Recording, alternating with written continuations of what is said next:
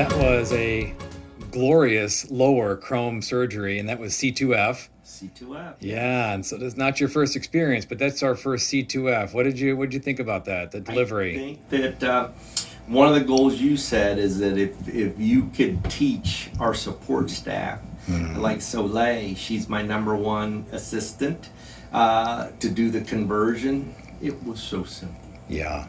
And I think the conversion was done even before I was done suturing the prosthesis. This is what I like about Rowe, is that their education, on-site, online education is so robust that you're not reliant on their technicians to come out every time to do the conversions. Yeah.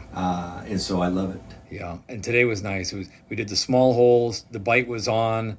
It was really a good, successful surgery. No, the bite was right on, and I've never seen anything this simple before. Yeah.